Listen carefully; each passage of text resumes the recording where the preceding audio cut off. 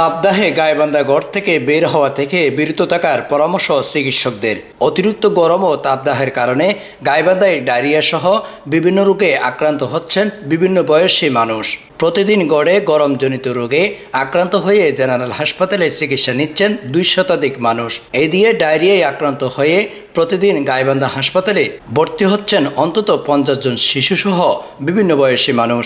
চিকিৎসকরা বলেছেন, এই গরমে মানুষ অসুস্থ হতে পারে, কাজেই রোদে ঘর থেকে বের হওয়া থেকে বিরত ও বেশি করে পানীয় খাবার খেতে পরামর্শ দিচ্ছেন। অতিরিক্ত গরম, এখানে বাচ্চা নিয়ে আসছি, বাচ্চা খালি আশ্বাস লাগিয়ে দিচ্ছে।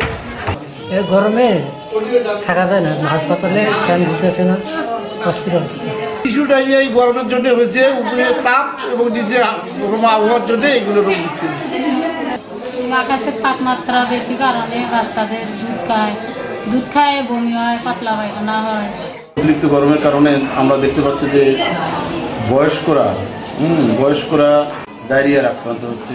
সেই সাথে শিশু বাচ্চাদেরও আমরা ওয়ার্ডে ডায়রিয়ার মৃত্যু দেখতে পাচ্ছি এবং অনেক বাচ্চা দেখা যাচ্ছে যে গরমের কারণে অজ্ঞান হয়ে যাচ্ছে, সেন্সলেস হয়ে যাচ্ছে। যদিও এটাকে আমরা হিট স্ট্রোক করবো না, কিন্তু তারপরেও আমার মনে হয় যে সবারই ব্যাপারে সচেতন থাকা দরকার এবং বাচ্চাদেরকে অপ্রয়োজনে বাহিরে আনা, বাচ্চাদেরকে নিয়ে এই অবস্থায় ভ্রমণ করা যাবে না।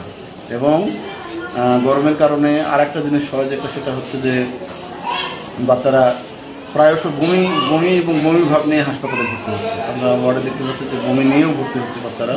এই জন্য বাচ্চাদেরকে ঘন ঘন তরল খাবার দেওয়ার পরামর্শ দিয়েছি। গাইবান্ধা থেকে রিপোর্ট করেছেন Atikur Rahman, CNN Bangla 24 news desk.